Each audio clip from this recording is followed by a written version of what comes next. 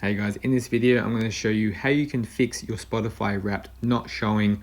This is on your iPhone. This can work for other phones as well, but this is specifically the iPhone that I'm using. So if you log into your application and it's not currently up and it doesn't say you can now access your Wrapped, there's two things that you can try. So firstly, you want to make sure that your application is up to date.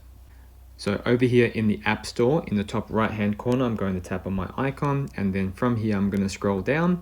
Now where it says here update, you may have to update your app. So tap on that first, update it, and then go back into your application and see if it's been updated.